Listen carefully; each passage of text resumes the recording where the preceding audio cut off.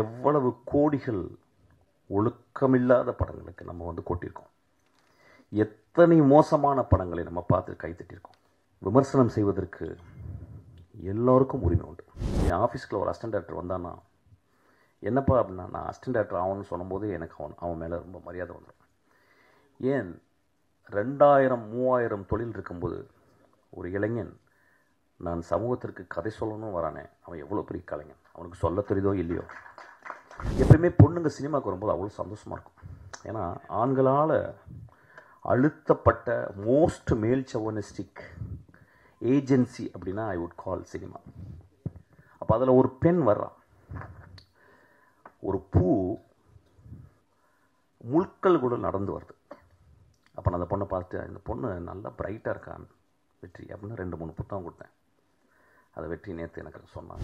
ஏன் கடவுள் ஆண்களுக்கு குழந்தை பெக்கக்கூடிய தகுதியை கொடுக்காமல் 10 மாதம் சுமக்கும் கற்பையை பெண்களுக்கு கொடுத்துருக்கான்? நம்மளோட ஒரு படகு மேலே தான் அவங்க. ஒரு மோசமான கலைப்படைப்பு சமூகத்தை கெடுக்குது, ஒரு நல்ல படைப்பு சமூகத்தை சிந்திக்க வைக்குது. ஒரு சினிமாவுடைய maximum impact, it can stop people for few seconds to think about life. நான் நைட்டு 2 மணிக்கு 3 மணிக்கு பார்த்து முடித்தேன் படத்தை. ஆஃப்டர் தட் 6:30 மணிக்கு பெல் வச்சேன், ஆனால் தூங்கவே இல்லை. 2ஆம் உலகப் போரில் ஃப்ரான்ஸில் நாஜி படைகள் வந்து ஆக்கிரமிச்சிருந்துச்சு. அப்போ ஒரு நாசி ஆஃபீஸர், ஜெர்மன் ஆஃபீஸர், அவர் வந்து பிக்காசோனுடைய வீட்டுக்கு போகிறாரு. அந்த வீட்டில் அப்போ தான் வரைஞ்சி முடிச்சிருந்த ஒரு பெரிய பெயிண்டிங், அந்த பெயிண்டிங் பேர் குவர்னிகா. அதை அந்த நாசி ஆஃபீஸர் பார்த்துட்டு, இவ்வளவு மோசமான பெயிண்டிங்கை நீங்களா வரைஞ்சிங்க அப்படின்னு பிக்காசோட கேட்குறாரு. பிக்காசோ சொல்கிறாரு, இல்லை நீங்கள் தான் வரைஞ்சிங்க அப்படின்னாரு. குவர்னிகா போரை, போரின் இழிவை,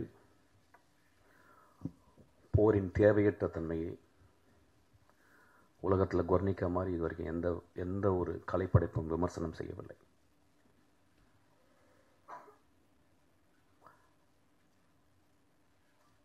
இதை வந்து நான் வயலன்ஸ் அப்படின்ற ஒரு புக்கில், ஜிசக்குடைய புக்கில் இப்போ நான் சமீபத்தில் படித்தேன். இந்த மேடையில் என்ன பேச வர போகிறேன் அப்படின்னு வழக்கம் போல் நான் என்ன பேச போகிறேன் எனக்கு தெரியல. It is going to be whatever comes, it's going to be again a performance. But it will be a very, very calm performance, not a very agitated performance. ஒரு கலைப்படைப்பு சமூகத்திலிருந்து தான் உருவாகுது. ஆனால் நம்ம சமூகம் கலைப்படைப்புகளை பார்த்து,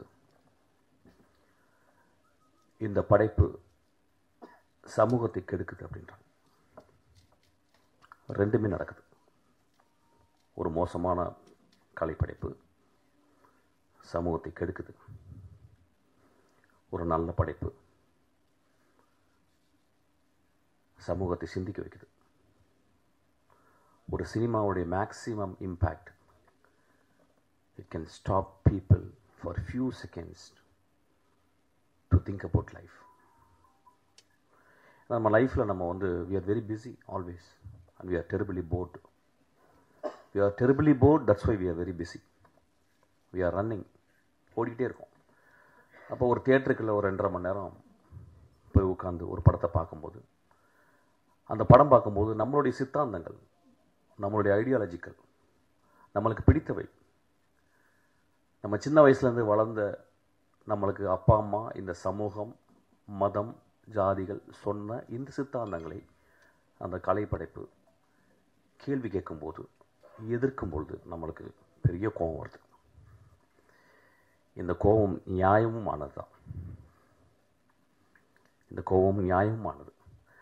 ஆனால் நம்ம நல்லா புரிஞ்சுக்கணும், அந்த கலைப்படைப்பை எடுக்கிற அந்த மனிதன் எப்படியாப்பட்ட படைப்பை எடுத்திருக்கான் பாருங்க.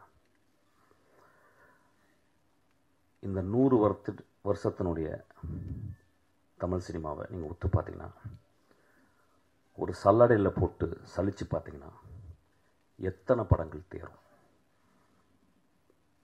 எவ்வளவு கோடிகள் ஒழுக்கமில்லாத படங்களுக்கு நம்ம வந்து கொட்டியிருக்கோம். எத்தனை மோசமான படங்களை நம்ம பார்த்து கைத்தட்டியிருக்கோம், விசில் அடிச்சிருக்கோம். அப்போ நம்ம மனசுக்குள்ள கொஞ்சம் தர்மத்தோடு பேசணும்னு, விமர்சனம் செய்வதற்கு எல்லோருக்கும் உரிமை உண்டு. ஒரு சொசைட்டி இல்லை எவ்வளவு விமர்சனம் இருக்கோ அந்த அளவுக்கு சொசைட்டி ஹஸ் காட் அ ஃப்ரீடம்னு புரிஞ்சுக்கணும். ஆனால் அந்த விமர்சனம் ரொம்ப ஷார்ப்பாக இருக்கலாம், கிள்ளலாம், சின்ன பின்னில் குத்தலாம், ஒரு சின்ன துளி ரத்தமும் வரலாம். ஆனால் அந்த விமர்சனம் கழுத்தை துண்டிக்கக்கூடாது. அதுவும் ஒரு கலைஞனுடைய கழுத்தை துண்டிக்கக்கூடாது. இந்த படத்தை பற்றி நிறைய விமர்சனங்கள், சென்சாரில் பெரிய போராட்டம், அந்த படத்திலே தெரியும். There are many places it is choppy. I could see that it was chopped. அதை சென்சார் பண்ணுறதுக்கு உரிமை இருக்குது. அந்த சென்சாரில் இருந்த மனிதர்கள் அதை பண்ணுறதுக்கு உரிமை இருக்குது. அப்படியே அந்த படம், அந்த கலைப்படைப்பு கொஞ்சம் தப்பிச்சிருச்சு. நான் கலைப்படைப்புன்னு நீங்கள் என்ன சொல்லணும்னா, நான் வருஷா பண்ணது மட்டும் கலைப்படைப்புன்னு சொல்ல, எல்லா படங்களும் சொல்கிறேன். எல்லா தோக்குற படங்களும். என் ஆஃபீஸ்க்குள்ள ஒரு அசிஸ்டன்ட் டைரக்டர் வந்தான்னா, என்னப்பா அப்படின்னா, நான் அசிஸ்டன்ட் டைரக்டர் ஆகணும்னு சொல்லும்போது எனக்கு அவன் மேலே ரொம்ப மரியாதை வந்துடும்.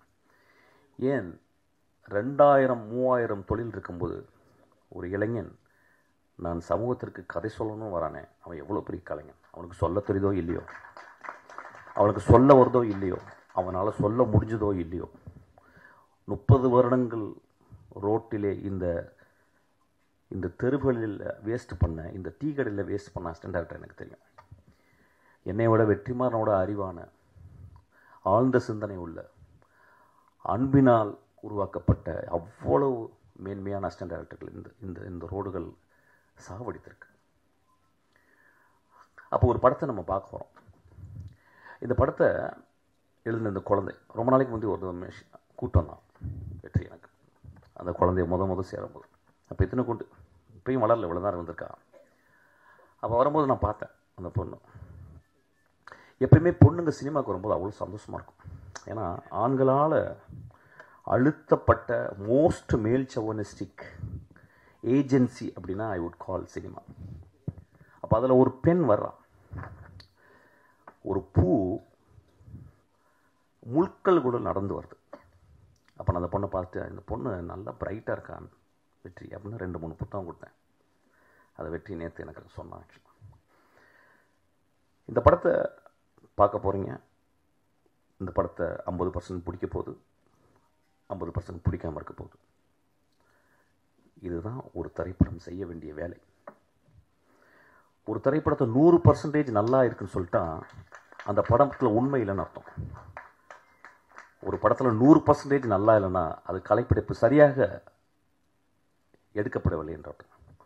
ஒரு படம் 50 விழுக்காடு நல்லா இருக்குன்னு சொன்னாலும் 50 விழுக்காடு நல்லா இல்லைன்னு சொல்லணும், அது நல்ல கலைப்படைப்புன்னு நான் புரிஞ்சுக்கிறேன். ஒருவேளை இந்த படம் அந்த 50 விழுக்காடு நல்லா இருக்குன்னு சொன்னவங்கள மனசுக்குள்ளே வச்சுட்டு 25 விழுக்காடு மட்டும் நல்லா இருக்குன்னு சொல்லலாம். ஸோ 75 விழுக்காடு இந்த படத்தை நிராகரிக்கலாம். ஆனால் அந்த படத்தினுடைய நியாயத்தை நீங்கள் பார்க்கணும். இந்த படத்தை நேற்று இரவு நாங்கள் ஒரு 6 பேர் பார்த்தோம், 5 பேர் பார்த்தோம். அந்த படத்தை பார்த்து முடித்த உடனே லைட் போட்டு வெற்றி எனக்காக வெயிட் பண்ணிகிட்டே இருந்தான். அப்புறம் தூங்கிட்டான். வெற்றி என்னை மாதிரி தூங்காதவங்க கிடையாது, கரெக்டாக தூங்கிடுவான். ஆனால் அதுக்கப்புறம் நான் ஒரு 3 மணிக்கு ஒரு 2:30 மணிக்கு எழுப்பி பேசினேன். அப்போ அந்த படம் முடிஞ்ச பிறகு என் அசிஸ்டன்ட் டைரக்டர் வந்து ஒரு நீண்ட விவாதம் பண்ணாங்க. அந்த விவாதத்தில் வந்து இரு அணியாக மாதிரி எனக்கு பிடிக்கல சார், எனக்கு பிடிச்சது சார் அப்படின்னு ஒரு பெரிய விவாதம் வந்துச்சு. நான் டைரக்டராக அந்த பசங்க பேசுகிறத கேட்டுகிட்டே இருந்தேன். 4 பேர் ரொம்ப உக்கிரமாக பேசினாங்க. அதில் அவங்களுக்குள்ள சண்டையெல்லாம் வந்துச்சு. அதில் 5ஆவதாக ஒரு அசிஸ்டன்ட் டைரக்டர் ரொம்ப அமைதியாக உட்கார்ந்துருந்தாங்க. அவ்வளோ ஒரு பெண். அப்போ நான் சொன்னேன், நில்லுங்கடா, நம்ம எல்லாம் ஆம்பளைங்களே பேசிக்கிருக்கோம் ஒரு படத்தை பார்த்து. இது பெண் வாழ்க்கையை பற்றி, பெண்ணுடைய அந்தரங்கங்களை பற்றி பெண்ணுடைய ஆசையை பற்றி எடுத்திருக்கா, ஆம்பளைங்களுக்கு புரியாதரா, அந்த பெண்கிட்ட கேட்கலாம் அப்படின்னு. அந்த பெண் சொன்னா, எனக்கு பிடிச்சிருக்கு சார்.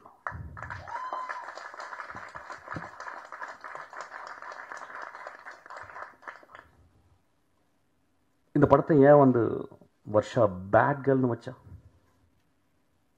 ஏன் குட் கேர்ள்னு வைக்கல? அது கொஞ்சம் ஒத்து பார்க்கணும். அவள் வந்து சமூகத்தை வந்து விளக்கமாத்திட்டு வந்து கூட்டுறதுக்காக வரல, விளக்கமாத்தால அடிக்காதீங்கன்னு சொல்றதுக்காக வந்திருக்கான். ஏன் அவன் வந்து குட் கேர்ள்னு வைக்கல, பேட் கேர்ள்னு வச்சானா அந்த அந்த கதாசிரியன், அந்த குழந்தைக்குள்ள கதாசிரியன், அந்த குழந்தைக்குள்ள வாழ்க்கை அனுபவம், அந்த குழந்தை சந்திச்ச மோசமான தருணங்கள், இதெல்லாம் ஒரு பெண்ணை எப்படி பண்ணுது அப்படின்றதுக்கு ரொம்ப மனசுல இருந்து ஆழமாக எனக்கு தெரியும். ஒரு படத்துக்கு டைட்டில் வைக்கிறதுக்கு 6 மாதம் ஆகுது, எனக்கும் வெற்றிக்கலாம். ஆனால் ஒரு பெண் வந்து நான் ஒரு பேர்ட் கேர்ள்னு சமூகத்தில் சொல்லியிருக்கேன். என்னை பேர்ட் கேர்ள் நீங்கள் சொல்கிறீங்களே, நீங்கள் கொஞ்சம் ஒத்து பாருங்க, என்னை கொஞ்சம் ஒத்து பாருங்க, என் வாழ்க்கையை ஒத்து பாருங்க. உங்களுக்கு 30 நாட்கள் ஓடி போகுது, என் 30 நாட்கள் உங்களை மாதிரியா ஓடுது? எத்தனை நாட்கள் என்னை வீட்டுக்குள்ள அடக்கி கிடைக்கிறீர்கள்? எத்தனை நாட்கள் என் பூஜை அறைக்குள் வரவிடாமல் என்னை அழைக்கிறீர்கள்? எத்தனை நாட்கள் நான் வாய் பேசக்கூடாது என்று சொல்கிறீர்கள்? எத்தனை நாட்கள் நான் வேகமாக நடக்கக்கூடாது என்று சொல்வீர்கள்? அப்படின்னு ஒரு கேள்வி கேட்டிருக்கேன். இந்த கேள்வி ஒரு பெரிய கலைப்படைப்பின் அல்லது ஒரு பெரிய தர்மத்தில் இருந்து எழுந்த கேள்வி அல்ல. ரொம்ப சிம்பிளான கேள்வி, ரொம்ப எளிமையான கேள்வி. எனக்கு நல்லா ஞாபகம் இருக்கு, 17 வயசு, ரொம்ப கஷ்டப்பட்டு என் ஃப்ரெண்ட்ஸ்கிட்ட வந்து 3 சரோஜதேவி புக், செக்ஸ் புக் வாங்கிட்டு வந்தேன். ரொம்ப கஷ்டம், அது கிடைக்கிறது ரொம்ப கஷ்டம். அது பெரிய அண்ணாங்கள்லாம் சொல்லி அப்படி இப்படி. ஏன்னா ஒரு புக்கு படிக்கணும்னா 3 புக் வாங்கிட்டு வந்து அதை வந்து ஒளிச்சு வச்சு கிட்டத்தட்ட 1 மாதம் எங்கள் அம்மா என் வீட்டை விட்டு வெளியே போகிறதுக்கு வெயிட் பண்ணிகிட்டே இருக்கேன். எங்கள் அம்மா மார்க்கெட் போயிட்டு வருவாங்க, ஆனால் அது எடுக்க போவோம், ஆனால் பயம் இருக்கும். ஒரு வேகமாக அந்த படங்களை மட்டும் பார்க்குறது, பிளாக் அண்ட் ஒயிட் படங்களை. அதை பார்த்துட்டு வந்து அம்மா வந்துருவாங்களோன்ற பயத்தை நான் வந்து திரும்பி ஒழிச்சு வச்சுருக்கேன். ஒரு நாள் எங்கள் அம்மா, நான் வரக்கு ஒரு 2 ஹவர் ஆகும்டா, நான் மார்க்கெட்டு போயிட்டு ஒருத்தங்க பார்த்துட்டு வந்தான்னு சொன்னாங்க. எங்கள் அம்மா பொண்ணு கதவை சாத்திட்டு அந்த 3 புத்தகங்களையும் படித்துக்கிருக்கேன். செக்ஸ் புக் படிக்கிறேன். 17 வயசு பையனுடைய கேள்வி, 17 வயசு பையனுடைய காமம், 17 வயசு பையனுடைய வாழ்க்கையை புரிந்து கொள்ள வேண்டும் என்ற ஒரு 17 வயசு பையனுடைய கீழ்மைன்னு சொல்லலாம். அப்போ படிச்சுக்கிட்டே இருக்கும்போது யாரோ கதவை தட்டிட்டாங்க. நான் யாருன்னு கேட்டேன். எங்கள் அம்மா. என்னென்னா, பர்ஸ்லேருந்து காசு எடுத்து போக மறந்துட்டேன். நான் உடனே அந்த புத்தகம் என்ன பண்ணுன்னு தெரில. எங்கள் வீடு பெரிய வீடு, ரொம்ப வறுமையான வீடு, சின்ன வீடு, ஒரு ரூம் தான். அப்போ ஒரு டேபிள் இருந்துச்சு, டேபிள் மேலே ஒரு டைனோரா டிவி இருந்துச்சு. அந்த டேபிளுக்கு அந்த பக்கம் கேப்பில் அந்த 3 புத்தகங்களை போட்டு வட்டேன். உடம்பெல்லாம் வேர்த்துருச்சு. எங்கள் அம்மா திறந்து பார்த்து, என்னடாச்சு? இல்லைம்மா, எனக்கு ஒரு மாதிரி ஜுரம் அடிக்கிற மாதிரி இருக்கும். வெளியே ஓடிட்டேன். வெளியே ஓடி ஒரு 3 மணி நேரம் கிரிக்கெட் விளையாட போயிட்டேன். பக்கத்தில் உட்லண்ட்ஸு, அந்த பழைய உட்லண்ட்ஸ், அங்கே கிரிக்கெட் விளையாட போயிட்டு சாயங்காலம் ஒரு 6 மணிக்கு வரேன். வந்தால் எங்கள் அம்மா வெளியே ஏதோ கூட்டிக்கிட்டு இருக்காங்க. நான் உள்ளே போகிறேன். பார்த்தா எனக்கு பெரிய ஷாக்கு. அந்த 3 புத்தகம் ஏதோ கூட்டிருக்காங்க போல். உள்ளே போய் பார்த்தா அந்த 3 புத்தகம் இருக்குது. அதை எடுத்து எங்கள் அம்மா அந்த டேபிளில் வச்சு அது மேலே ஒரு சின்ன பேப்பர் வெயிட் வச்சுருந்தாங்க. எங்கள் அம்மாவை நான் பெரிய கடவுளாக பார்த்து தரணும். நண்பர்களே, இப்போ நான் ஒரு சின்ன சிச்சுவேஷனை மாற்றுறேன். அந்த 17 வயது இன்றைக்கி உங்கள் முன்னால் பேசிக்கிருக்கேன். இந்த பையன் ஒரு பெண்ணாக இருந்தேன் என்ன இருக்குன்னு வச்சு பாருங்க. அப்போ எனக்கு ஒரு சுதந்திரம், ஒரு பெண்ணுக்கு சுதந்திரம் கொடுப்போமா? எங்கள் அம்மா அநேகமாக அவளை விளக்கமாத்தால் அடித்திருப்பாள் என்று நினைக்கிறேன். காமம் ஆண்களுக்கு மட்டும் சொந்தமா? ஏன் கடவுள் ஆண்களுக்கு குழந்தை பெக்கக்கூடிய தகுதியை கொடுக்காமல் 10 மாதம் சுமக்கும் கற்பையை பெண்களுக்கு கொடுத்திருக்கான்? நம்மளோட ஒரு படங்கு மேலே தான் அவங்க. நம்மளோட ஒரு படங்கு இயற்கை அவங்கள ரொம்ப மதிக்குது. நம்மளோட அவங்க வரம் பெற்றவர்கள் பெண்கள். இந்த படத்தை நான் ரொம்ப எக்ஸ்ட்ராடினரியான படைப்புன்னு திருப்பி சொல்ல மாட்டேன். There are great moments are there. First half வந்து நீங்கள் பார்த்தீங்கன்னா இந்த படத்தினுடைய பிளானை பாருங்கள். ஒரு சின்ன குழந்தை, அந்த குழந்தை ஆனால் 3 பருவத்தை சொல்வதற்காக 3 கேமராமேனை தேர்ந்தெடுத்திருக்கான். அவள் எவ்வளோ பெரிய ஒருத்தர், அதுக்காக ஒரு கிளாப் அடிப்போம். அவள் எவ்வளோ சீரியஸாக இயங்குறா பாருங்க. She would have very easily asked for some great cameraman like P.C. Sriram or somebody else. They would have come for grassroots. They would have come. They would have readily accepted even for a peanut of money. அவள் ஏன் 3 எனக்கு 3 வேற வேற பெர்ஸ்பெக்டிவ்ல பண்ணணும். C இந்த உலகமே perspective கிடைக்க மாட்டேங்குது இந்த உலகத்துக்கு. அப்போ பாருங்க, அவள் இன்னும் 30-40 வருடம் ஒரு மிகச்சிறந்த இந்தியாவின் மிகச்சிறந்த டைரக்டர் ஆக போகிறதுக்கு இங்கே விதைய ஆரம்பிக்குது. அவள் 3 பெர்ஸ்பெக்டிவ்களை பார்க்குறான். அதுக்கப்புறம் தெரிஞ்ச ஒரு ஹீரோயினை யாரோ கூட்டியாந்து அது பண்ணல, யாரோ ஒரு தெரியாத ஒரு பொண்ணு இவர் தேடுறான். இந்த வாழ்க்கையில் வந்து வருஷமும் இருக்கா அந்த படத்தில் நடித்த அந்த கதாநாயகனுக்கும் அந்த வாழ்க்கை இருக்குது. இங்கே இருக்க எல்லா பெண்களும் அந்த வாழ்க்கை இருக்குது. இந்த மாதிரி ஒரு விழாவை நான் பார்த்ததே இல்லை. முழுக்க முழுக்க ஆண்களால் ஆக்கிரமிக்கப்படும் ஒரு விழா இன்று முழுக்க முழுக்க பெண்களால் இருக்கு. முழுக்க முழுக்க ஆண் தன்மையால் டாமினேட் செய்யப்படும் ஒரு மேடை இன்று முழுக்க முழுக்க பெண் தன்மையாக உள்ள வெற்றிமாறன். எனக்கு தெரியும், வெற்றிமாறன் பார்க்கல பயங்கரமா என்ன ராஜா அப்படிலாம் சொல்லுவான். அவனை மாதிரி ஒரு கிரியேட்டர்னா யார் தெரியுமா? பெண் தன்மை மனசுக்குள்ள இருக்கணும், உடம்புல இருக்கணும். அதனால தான் ஏஆர் ரஹ்மான், இளையராஜாவும் பெண் தன்மை ஜாஸ்தியாக இருக்கும். கிரேட் அவங்க தான். எனக்கு வெற்றிமாறனுடைய ரொம்ப நெருங்கி எனக்கு தெரியும். நான் அவ்வளோ பக்கத்தில் அவனை அப்படியே ஒத்து பார்த்துருக்கேன். வெற்றிமாறன் இன்னைக்கு இவ்வளோ உயரம் வந்திருக்காருன்னா படித்து படித்து படித்து படித்து சினிமாவை சிந்திச்சு சிந்திச்சு சிந்திச்சு தான் வந்திருக்கான். அந்த பட்டறையில் இன்னைக்கு ஒரு கத்தி வந்திருக்கு, ஒரு முள் வந்திருக்கு, ஒரு பூ வந்திருக்கு. முள்ளு குத்தணும். கத்தி ஆப்பிள்களை வெட்டுறதுக்கு தேவைதான், ஆனால் பூவை நம்ம கசிக்கக்கூடாது. அவர் இந்த படத்தில் வந்து ஒரு ஃபில்ம் மேக்கராக the way she handle the closeups, இந்த படத்தை வந்து ஒரு நல்ல ஸ்டடின்னு சொல்கிறேன். அதாவது நெக்ஸ்ட் ஜெனரேஷனுக்கு வந்து இந்த படத்தினுடைய க்ளோஸ்அப், ஒரு பெண்ணை எனக்கு தெரிஞ்ச தமிழ் சினிமாவில் இந்தியன் சினிமாவில் ஒரு பெண்ணினுடைய முகத்தை இத்தனை ஆங்கிளில் இவ்வளவு அழகாக எந்த படமும் காட்டலன்னு நினைக்கிறேன். மணி சார் ஒரு பேட்டியில் சொல்லியிருக்காரு, there are very very few directors who knows how to compose close-ups அப்படின்னு இருக்காரு. I think she is one of the director. இந்த படத்தில் அந்த க்ளோஸ்அப்பில் அந்த கதாநாயகனுடைய பருவை காட்டிருக்கு. அது வெரி சிம்பாலிக். அந்த பரு வந்து எவ்வளோ எவ்வளோ இரிட்டேட்டிங்காக இருக்க ஒரு விஷயம். ஆனால் பரு இல்லாத வாழ்க்கை இருக்கா? பரு இல்லாமல் ஒரு பெண் பருவம் அடைய முடியுமா? அப்போ வாழ்க்கையில் நமக்குள்ளே இருக்கு. ஒட்டடை குச்சிகள் இல்லாத வீடு முழுமையாகுமா? ஒட்டடை குச்சிகள் இல்லாத வீடு முழுமையாகுமா? வீட்டுக்குள் எப்பொழுதுமே ஒட்டடைகள் செய்யலாம். என் மகளுக்கு ப்ராப்ளம் வந்திருக்கு. இன்னைக்கு அவள் ப்ராப்ளம் இல்லாமல் இருக்கா, 26 வருஷம் 25 வயசில். இன்னைக்கு என் மகளை பார்த்தா அப்படியே எதை பற்றியும் நான் கேட்கறதில்ல. ஆனால் அவளுக்கு 13 வயது பருவம் அடைந்தது அவளுக்கு நிறைய ப்ராப்ளம் வந்திருக்கு. நம்ம எல்லாருக்குள்ளேயும் கருணையோடு நம்ம பார்க்கணும். இந்த படத்தை நீங்கள் கருணையோடு பார்க்கணும் நான் கேட்குறேன்.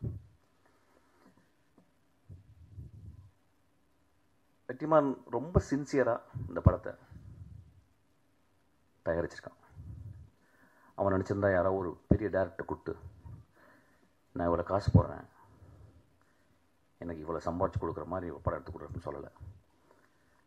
எனக்கு காசு வேணாண்டி வருஷம், உன் இதயத்துலேருந்து ஒன்று எடுத்திருக்க, அதுக்காக அதை வச்சுக்கடி, நான் கஷ்டப்பட்டு சம்பாதிச்ச பணத்தை கொடுத்துருக்கேன், அதுக்காக அவனுக்கு ஒரு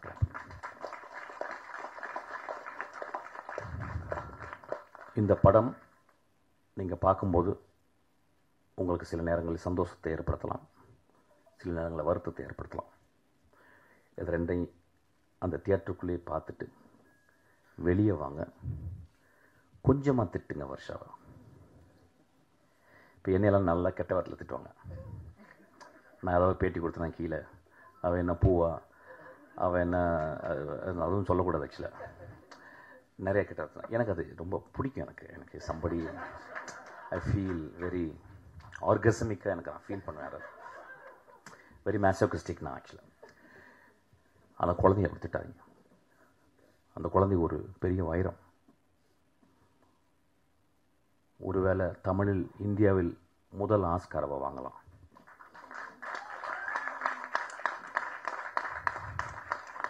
ஒருவேளை அவருடைய அடுத்த படங்கள் நேஷனல் அவார்டு வாங்கலாம், வெற்றிமாறன் போல. அவன் ஏன் இந்த படத்தை சொல்லலான்னு நீங்கள் பார்க்கணும். ஏன் சொல்கிறான்?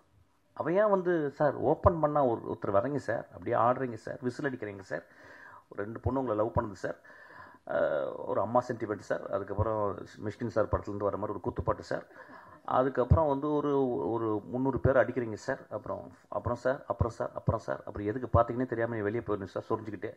இப்படி கதை பண்ணலை. அவள் என்ன பண்ணுறான், என்ன முதல் கதை இருக்குல்ல, முதல் கதை முதல் குழந்தை மாதிரி. அதனால மோஸ்ட் ஆஃப் த டைம் சவள குழந்தைங்கள தான் வரும்.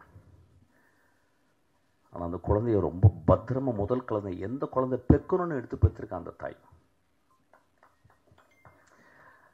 அந்த படம் ரிஸ்க் தான். அவ தான் பெருந்தாய். ஏன்னா அவ சமூகத்தை ஏமாத்த வரல.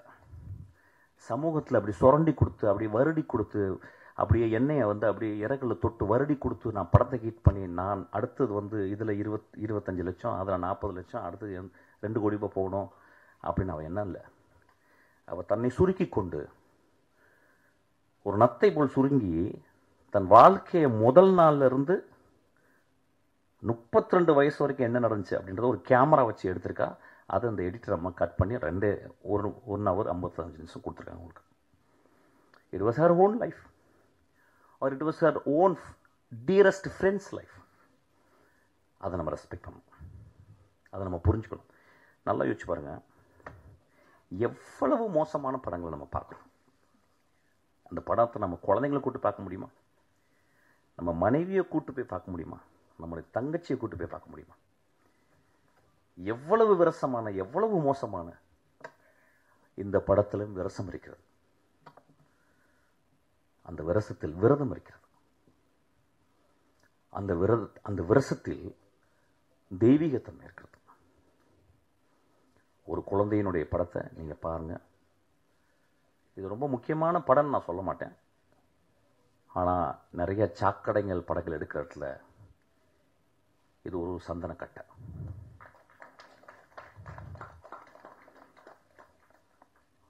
பத்திரிகையாளரை பற்றி என் படங்கள் கூட நான் கேட்டதில்லை. இந்த படம் உங்களுக்கு பிடிக்கும், இந்த படம் உங்களுக்கு பிடிக்காமையும் போகலாம். It depends. ஆனால் கொஞ்சம் மனதில் கொஞ்சம் ஈரத்தோட அந்த பெண்ணுடைய ஹானஸ்டியை பார்த்துட்டு, ஏன் இந்த படம் எழுதணும் அவன் அப்படின்ற ஒரு ஹானஸ்டியை கொஞ்சம் பார்த்தீங்கன்னா உங்கள் எழுத்தில் அந்த மையோடு சேர்ந்து கொஞ்சம் உதிரமும் வரும், கருணையும் வரும். இந்த படத்துக்கு 36 மார்க்காவது போடுங்க. இந்த படத்தை ஃபெயில் ஆக்கிறாதீங்க.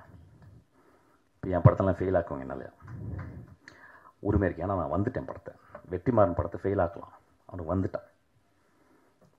ஆனால் என் குழந்தை, உங்களுடைய மகள் வர்ஷா, அவளை பத்திரமா பார்த்துங்க.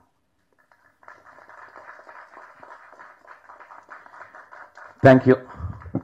ரொம்ப அமைதியாக பேசிட்டேன்ல. ஓகே, அடுத்து நான் ஒரு ரிக்வெஸ்ட்.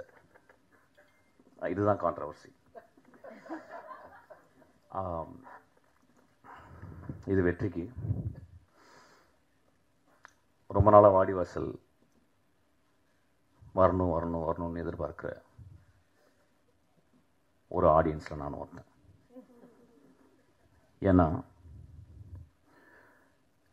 கிட்டத்தட்ட 60 வருடங்கள் தமிழில் இலக்கியம் என்று கருதப்படுகிற ஒரு பொன்னியின் செல்வனுக்கு 60 வருஷத்துக்கு அப்புறம், 65 வருஷத்துக்கு அப்புறம் மணிரத்னம் சார் அதுக்கு உயிர் கொடுத்தார். உயிர் கொடுத்தாருன்னா அது ஒரு வேறு வெர்ஷன் ஆஃப் ஒரு மீடியத்தில் கொண்டு வந்து அது ஒரு எக்ஸ்ட்ராஆர்டினரி விஷுவலாக ப்ரெசென்ட் பண்ணார். அந்த மாதிரி 60 வருஷமாக என்று தமிழில் கருதப்படுகிற ஒரு கிளாசிக் என்று கருதப்படுகிற ஒரு வாடிவாசல். அது எடுக்கக்கூடிய ஆப்பர்ச்சுனிட்டி வெற்றிமாறனுக்கும் சூர்யாவுக்கும் தானு சாருக்கும் வந்துச்சு. எனக்கு வெற்றிமாறனை பற்றி தெரியும். கடும் உழைப்பாளின்னு சொல்ல மாட்டேன், பெரும் உழைப்பாளி. கிட்டத்தட்ட ஒரு மேட்னஸ் உடைய உச்சத்தை போயிட்டு அப்படியே தொட்டு தொட்டு நக்கிட்டே வர முடிய ஒரு பெரிய படைப்பாளி. இஸ் நாட் சும்மா அப்படி இருக்க மாட்டான். எப்போ போனால் நான் என்ன புக்கு கேட்பேன்னா, I will read something about very politically very பொட்டன்ட்டான book. I will never satisfy with romcom, இதெல்லாம் இது பண்ண மாட்டான். ஸோ இந்த படம் வாடிவாசல் ஒரு கிளாசிக் அன்று தமிழில் கருதப்படுகிற ஒரு படம். கிரேட் புக்குன்னு நான் சொல்ல மாட்டேன், ஒரு வார் அண்ட் பீஸ் மாதிரி சொல்ல மாட்டேன், பட் இது தமிழில் வந்த ஒரு கிளாசிக். இந்த வாய்ப்பு இது வந்து வெற்றி கிடைச்சது வந்து நான் ரொம்ப ரொம்ப சந்தோஷப்படுறேன். அப்புறம் இந்த படத்தை வந்து சூர்யா பண்ணும்போது ஒரு பெரும் அழகனவன் சூர்யா, ஒரு பெரிய அறிவாளி வெற்றிமாறன், ஒரு அழகனம் அறிவாளியும் சேர்ந்த அந்த படம் எப்படி இருப்பாங்க. அதனால் அந்த படத்தை வரணும்னு நான் ரொம்ப ஆசைப்பட்றேன். ஏதாவது டிஃப்ரென்ஸ் ஆஃப் ஒப்பீனியன் இருக்கலாம். வெற்றிமாறனுடைய மிகச்சிறந்த படமாக வாடிவாசல் அமையும், சூர்யாவின் மிகச்சிறந்த படமாக வாடிவாசல் அமையும். இந்த மேடையில் அவர் சொல்கிறேன், நம்புகிறேன். சீக்கிரம் அந்த படம் ஆரம்பிக்கிறதுக்காக நான் வெற்றியை நான் தாழ்ந்து ரிக்வஸ்ட் பண்ணி கேட்டுக்கிறேன். Thank you so much.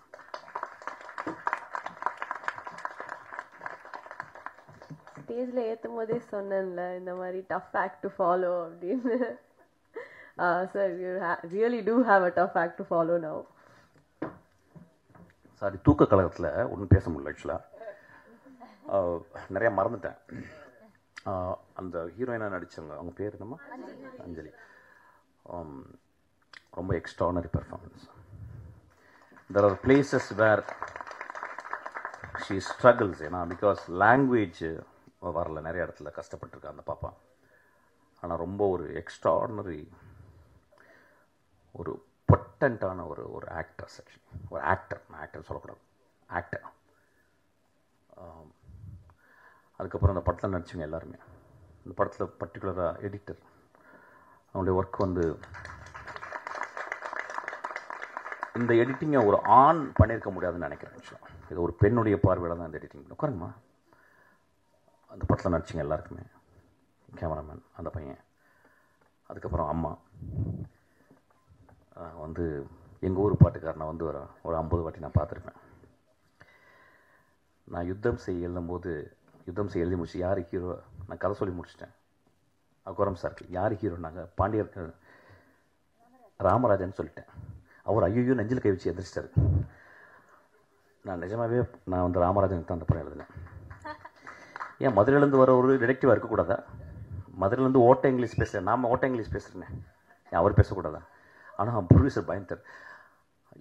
சரி சார், அப்போ சேரன் சார் உடனே அப்பா அப்படின்னு உட்காந்தார். அப்படி தான் சேரன் வந்தார். உங்களை ரொம்ப நடிச்சிருக்கேம்மா, இந்த படத்தில் ரொம்ப எக்ஸ்ட்ரானரியா. I think you used all your, maybe 35 years you couldn't come actually. That gap made you a kind of a boiler actually, kind of ஒரு ரொம்ப பியூட்டிஃபுல்லாக நினச்சிருந்தீங்கம்மா. அதாவது எனக்கு தெரிஞ்சது, அதாவது இருக்கிறதுலே கஷ்டம் குடிகாரனோட குடிச்சிட்டு குடிக்காமல் இருக்குன்னு கண்ட்ரோல் பண்ணுறது தான் ரொம்ப கஷ்டம் ஆக்சுவலாக. அந்த தாய் முழுக்க முழுக்க தான் 2 பக்கமும் இருதலைக்குள்ளி எறும்பு போல் கஷ்டப்பட்டுக்கிட்டே, இந்த பக்கம் ஒரு வீடு, இந்த பக்கம் குழந்தை, அதுக்குள்ளே படுற கஷ்டத்தை ரொம்ப எக்ஸ்ட்ரானரியாக பண்ணிங்கம்மா. தேங்க்யூ. அதுக்கப்புறம் எனக்கு பெரிய சர்ப்ரைஸ் வந்து சரண்யா வந்து ஒரு எக்ஸ்ட்ரானரி ஆக்டர்ஸ். என் படத்தில் வந்து நான் ஏதாவது ஒரு சின்ன கேரக்டர் தான் எழுத முடியாது ஆக்சுவலாக. ஒரு சின்ன கேரக்டர் கூட வந்து பண்ணுவாள். அவ்வளோ ஒரு ரொம்ப ரொம்ப ஒரு ஜென்யூனான ஹார்ட்டான இந்த படத்தில் வந்து நல்ல பெர்ஃபார்மன்ஸ். டப்பிங் நீ பண்ணியிருக்கலாம், ஆனால் கொஞ்சம் தப்பாக இங்கிலீஷ் பேச தெரியும், அதனால தான் கரெக்ட் பண்ணிட்டா அப்படியே அதில் புரிஞ்சிருச்சு. ஆக்சுவலாக யாரும் நல்லா டப் பண்ணியிருக்காங்க, இங்கிலீஷ்லாம் சரண்யா வாயில் வந்து பேச வச்சுருக்காங்க, அதில் ரொம்ப தேங்க்ஸ். இந்த பாப்பா யார்? இந்த பாப்பா நீ ரொம்ப எக்ஸ்ட்ரானரியாக பண்ணியிருக்காங்க. இந்த இன்றைக்கி வந்து I think she rule this stage. ரொம்ப நல்லா இருந்துச்சு. Thank you so much.